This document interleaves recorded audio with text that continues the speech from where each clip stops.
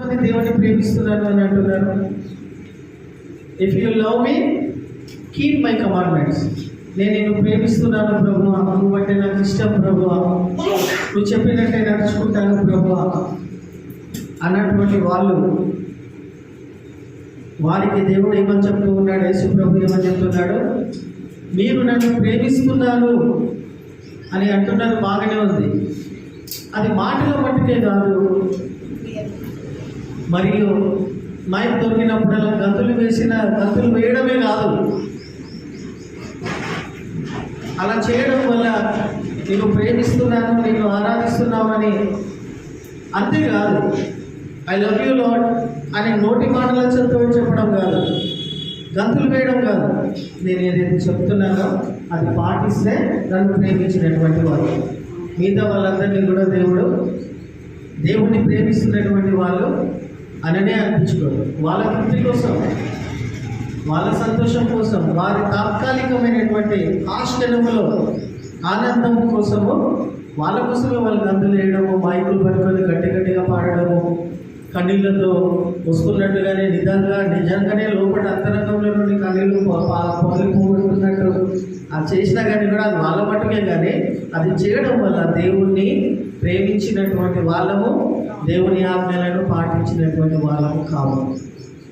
కాబట్టి ప్రియమైన వాళ్ళారా, యేసు ప్రభు ఇక్కడ చెప్తున్న మాట ఏమై ఉన్నదంటే, నువ్వు నన్ను ప్రేమిస్తున్నావు అని చెప్పిన ఎడల నా ఆజ్ఞలను గైకొను.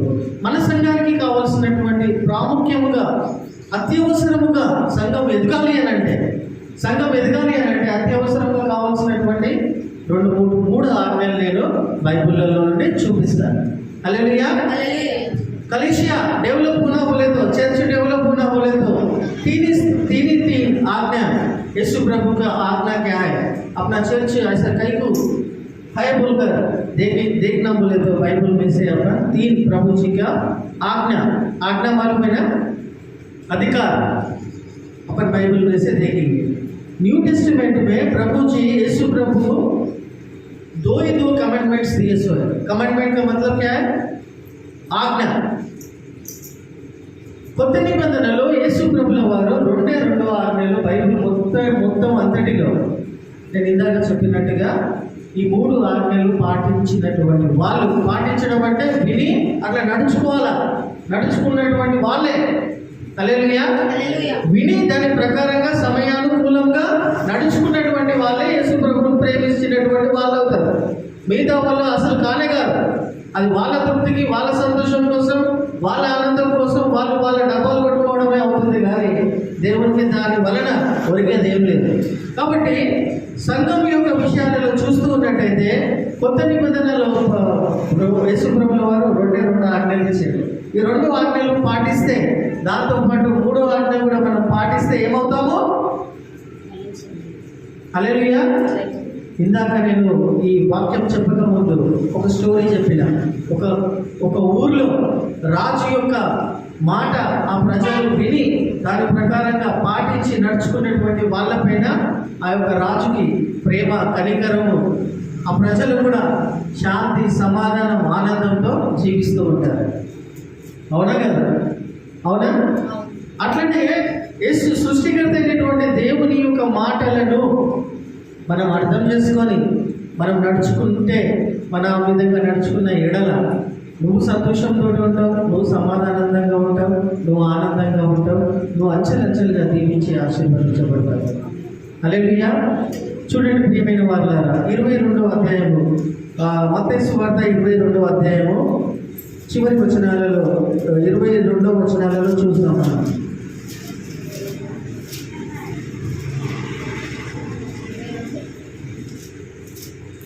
దేవుడు 2 ఆజ్ఞలు ఇచ్చి ఉన్నాడు. 22-28 అనుకుంటాను.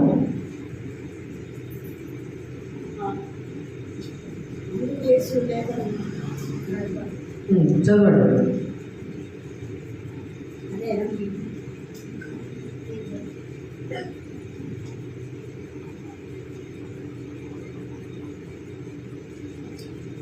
చదువుతున్నారా? వచనం చెప్పండి. 2వ అధ్యాయము 22వ అధ్యాయము 37 37 నుండి చదవాలి. అందుకాయన నీ పూర్ణ హృదయముతో దాని పైన వచ్చిన బోధకుడా ధర్మశాస్త్రములో ముఖ్యమైన ఆజ్ఞ ఏదని అడిగాను. ధర్మశాస్త్రంలో ముఖ్యమైనటువంటి ఆజ్ఞ ఏమై ఉన్నదని అడిగాను. అందుకాయన నీ పూర్ణ హృదయముతోను నీ పూర్ణ ఆత్మతోను నీ పూర్ణ మనస్సుతోను నీ దేవుడైన ప్రభువును ప్రేమింపవలెను. తర్వాత ఇది ముఖ్యమైనదియు మొదటిదైన ఆజ్ఞ. చూసారా, ఇందాక మనం ఏం చూసుకున్నాం? దేవుని ఆజ్ఞలను పాటించినటువంటి వాళ్ళు ఆనందంతో సుఖ సంతోషాలతో దేవుని మాటకు లోబడినట్టుగా వాళ్ళు అంచెలంచెలుగా వర్ధిల్లుతారు. కాబట్టి మొదటి ఆజ్ఞ ఏమని చెప్తూ ఉన్నాడు? ఈ బైబిల్ అంతటిలో కూడా ఒక ధర్మశాస్త్ర బోధకుడు వచ్చి ఏమని అడుగుతున్నాడు యేసు ప్రభువును? ఆజ్ఞలన్నిటిలలో, దేవుడిచ్చినటువంటి ఆజ్ఞలన్నిటిలలో ముఖ్యమైనటువంటి ఆజ్ఞ ఏమై ఉన్నది అంటే, బైబిల్ అంతటిలో కూడా ముఖ్యమైనటువంటి ఆజ్ఞ. జనరల్ నాలెడ్జ్ క్వశ్చన్ లాగా తీసుకుందాం. మీరు which is the greatest commandment in the Holi Bible అని అంటే ఏమని చెప్తారు? ఎన్నో ఆజ్ఞలు ఉన్నాయి. ఆజ్ఞలన్నిటిలలో ముఖ్యమైన ఆజ్ఞ అంటే ఏమని చెప్తారు? చెప్పండి. ముఖ్యమైన ఆజ్ఞ, మొదటి ఆజ్ఞ, ముఖ్యమైన ఆజ్ఞ. ఇందాక నువ్వు ఏం చదివినావు?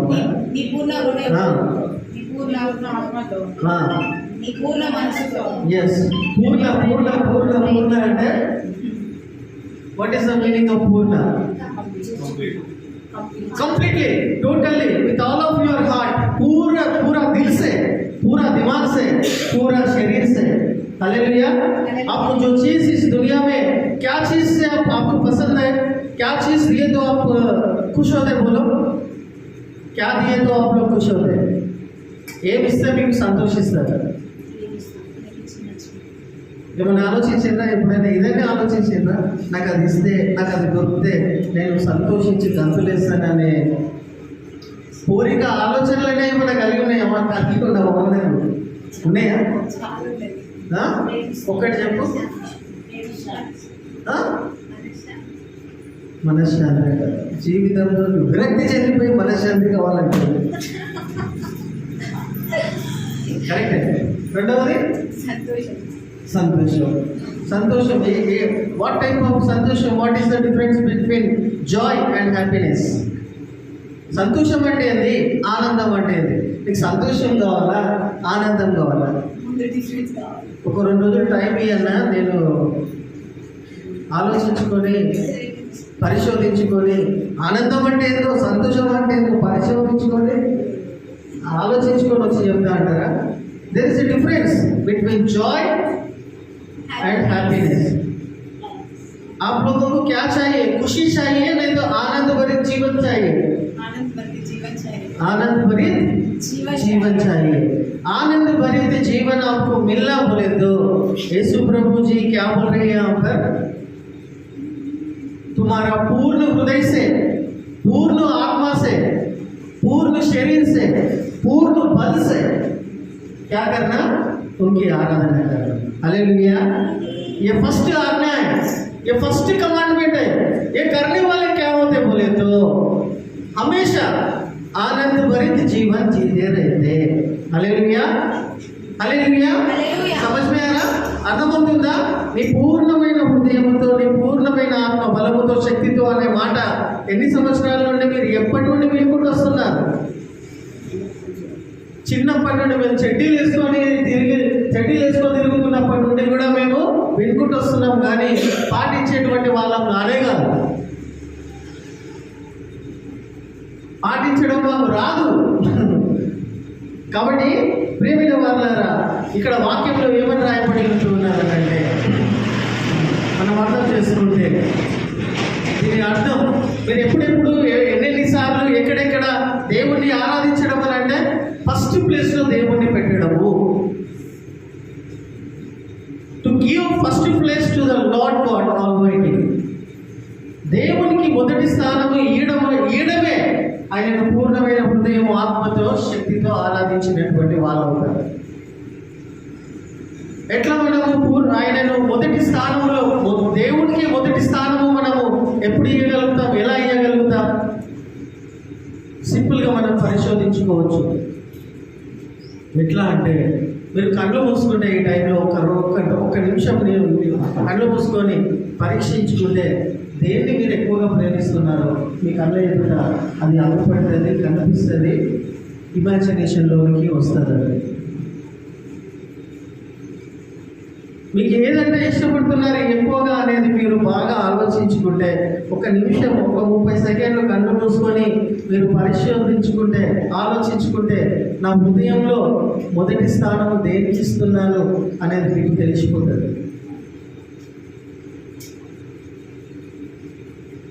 మొదటి ఆజ్ఞ, ప్రాముఖ్యమైనటువంటి ఆజ్ఞ ఏమై ఉన్నది అని అంటే, ఏదైతే మీ హృదయంలో ఇప్పుడు మొదటి స్థానంలో ఉన్నదో అది తీసేసి, అది డిలీట్ చేసేసి ఎవరిని పెట్టుకోవాలా, ఎవరిని చేర్చుకోవాలా? దేవుడిని తన హృదయంలో చేర్చుకోవడమే మొదటి స్థానం ఇవ్వడం అవుతుంది. చేర్చుకొని ఆయన ఉంటున్నాడు అంటేనే నువ్వు ఆయనను ఆరాధిస్తున్నావు పూర్ణ హృదయంతో, పూర్ణ బలముతో, పూర్ణ శక్తితో. అప్పుడు ఇది మొదటిది ముఖ్యమైనటువంటి ఆజ్ఞ పాటించినటువంటి వాళ్ళు అవుతారు.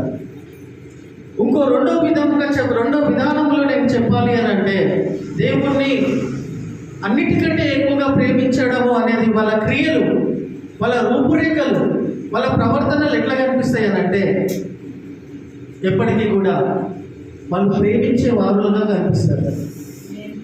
మనుషులను ప్రేమ చూపుతారు. వాళ్ళ అవుట్పుట్ ఎట్లుంటుంది తెలుసా?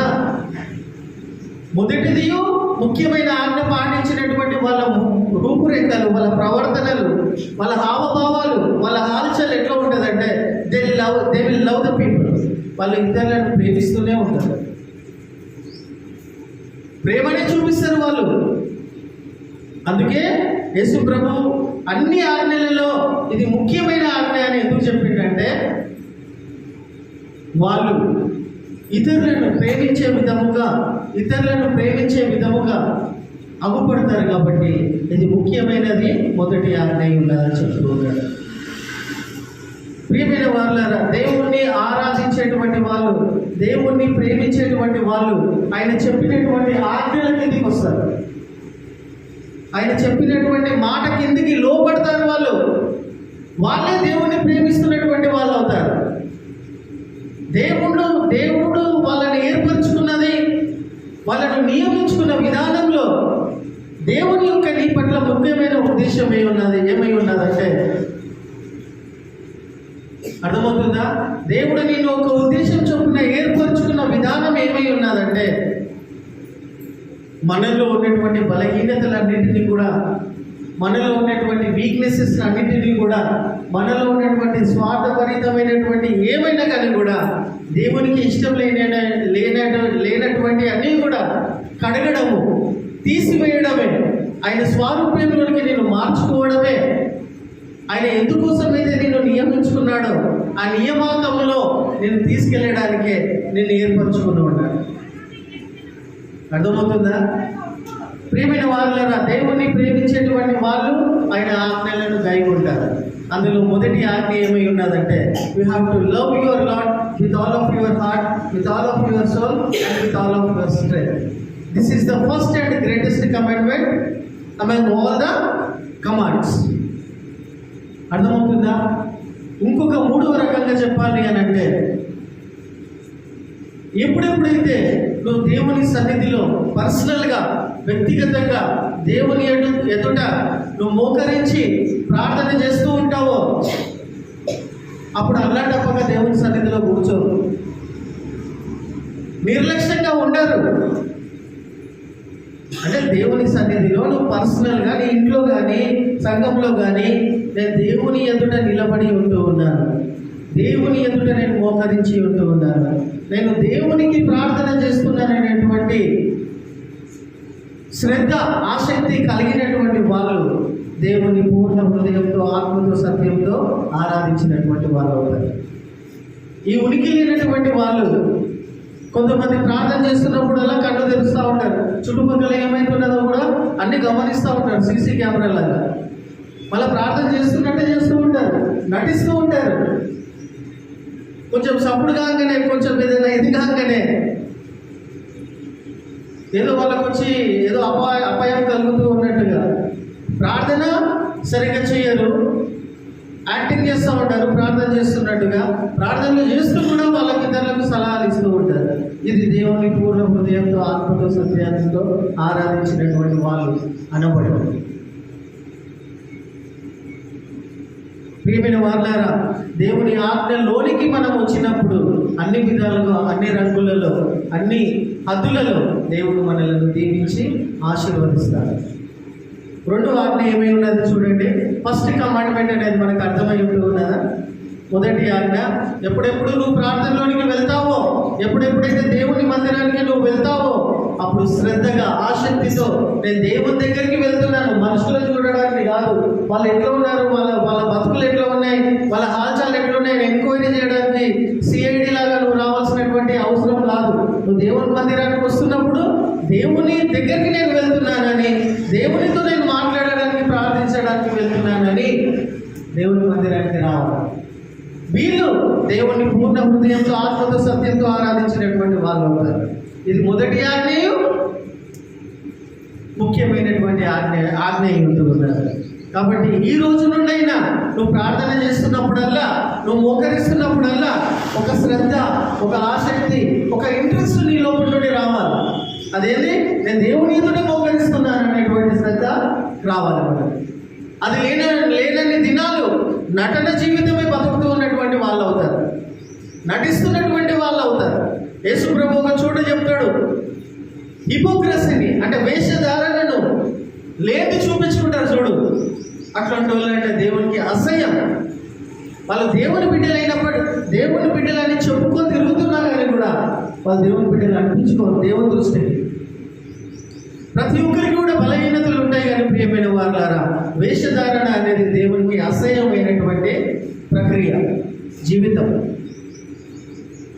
కాబట్టి ప్రియమైన వారులారా, దేవుణ్ణి ఆత్మతో, సత్యంతో ఆరాధిస్తున్నటువంటి వాళ్ళు, నువ్వు వ్యక్తిగతంగా దేవుని మందిరంలో మోకరిస్తున్నానని, లేకపోతే పర్సనల్గా నువ్వు ప్రార్థన చేస్తున్నప్పుడల్లా నీకు ఆ ఉనికి కలిగి ఉండాలి, ఆ భయం కలిగి ఉండాలి, ఆ శ్రద్ధ కలిగి ఉన్నప్పుడే నువ్వు ఆయన నా పూర్ణ హృదయంతో, ఆత్మతో, సత్యంతో ఆరాధించినటువంటి వాళ్ళు అవుతారు.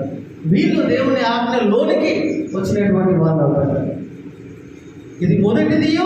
రెండవది ముఖ్యమైనటువంటి ఆజ్ఞ ఉంటూ ఉన్నారు.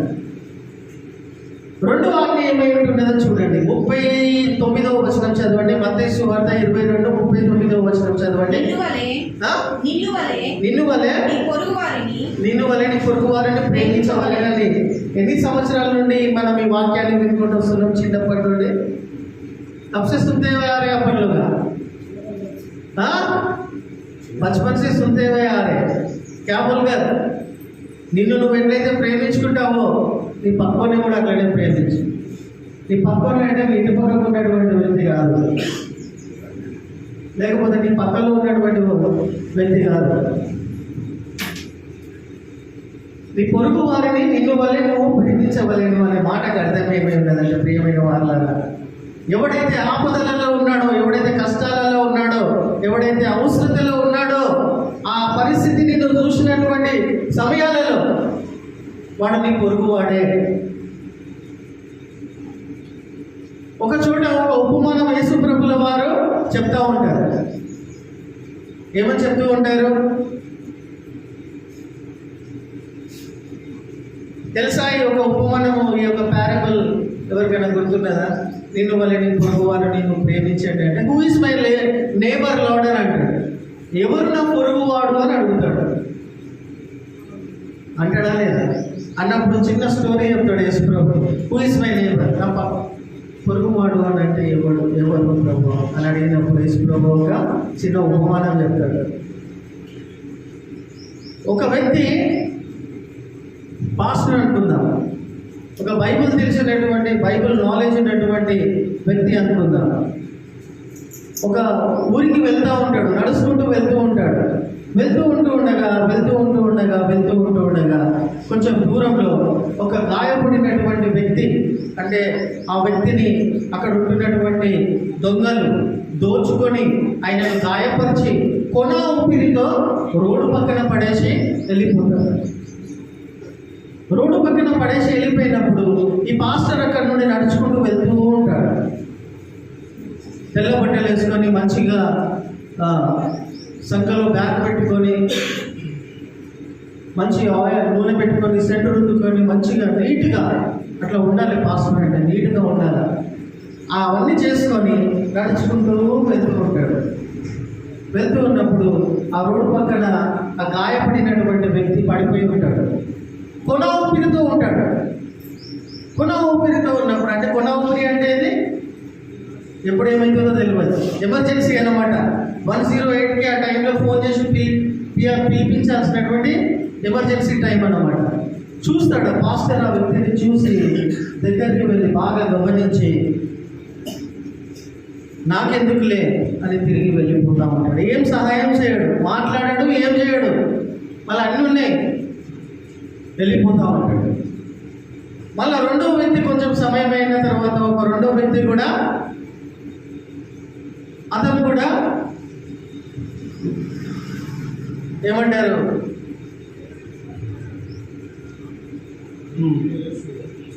ఒక హిందూ బ్రాహ్మణుడు అనుకుందాం, ఒక పూజారి అనుకుందాం. అతను కూడా అప్పుడే అర్చన, పూజ, అన్ని కార్యక్రమాలు, స్నానాలు అన్నీ చేసుకొని నడుచుకుంటూ వెళ్తూ ఉంటాడు. నడుచుకుంటూ వెళ్తూ ఉన్నప్పుడు ఆ వ్యక్తిని చూసినప్పుడు, ఆ కొన ఊపిరితో ఉన్నటువంటి వ్యక్తిని చూసినప్పుడు ఆ పూజారి కూడా ఆయన చూసి ఎటువంటి సహాయం చేయకుండా అతను అక్కడనే కొన ఊపిరిలో ఉన్నటువంటి వ్యక్తిని వదిలేసి వెళ్ళిపోతాడు. కొద్దిసేపు అయిన తర్వాత ఇంకొక వ్యక్తి కూడా ఒక మూలాన కూడా చూసుకుంటూ వెళ్ళినప్పుడు ఆ వ్యక్తి కూడా అలానే ఆ కొన ఊపిరి ఉన్నటువంటి వ్యక్తిని అక్కడనే వదిలేసి వెళ్ళిపోతాడు. చచ్చిపోతున్నాడు, రక్తమంతా వెళ్ళిపోతున్నది అని తెలిసి ఉంటే కూడా ఏం హెల్ప్ చేయకుండా వెళ్ళిపోతాడు.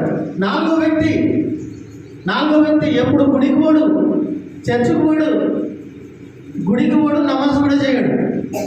బైబిల్ అంటే తెలియదు, వాక్యం అంటే తెలియదు, వేదాలు అంటే తెలియదు, ధర్మశాస్త్రం అంటే కూడా ఏం తెలియదు. ఎటువంటి నిష్ఠలు కూడా ఏం చేయడు. నాలుగో వ్యక్తి వెళ్ళగా నడుచుకుంటూ వెళ్ళినప్పుడు ఆ వ్యక్తిని అక్కడ చూస్తాడు.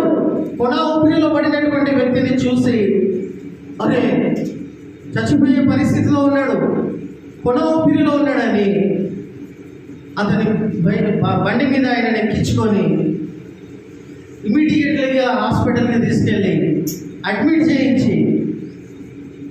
చేయించి ఏమని చెప్తాడు డాక్టర్కి, మీరు ఇతన్ని జాగ్రత్తగా చూసుకోండి, ఏమైనా కావాలంటే మెడిసిన్స్ అవన్నీ కూడా ఇవ్వండి, నేను వేరే పని మీద వెళ్తున్నాను, మళ్ళీ నేను తిరిగి వచ్చిన తర్వాత బిల్లంతా నేను కట్టేస్తాను, కానీ ఇతను మాత్రం మంచిగా చూసుకోండి, మంచిగా చూసుకోండి, మన బాగు చేయండి అని చెప్పేసి చేయాల్సినటువంటి సహాయం ఆ యొక్క కొన ఊపిరిలో ఉన్నటువంటి వ్యక్తికి సహాయం చేసి వెళ్ళిపోతాడు.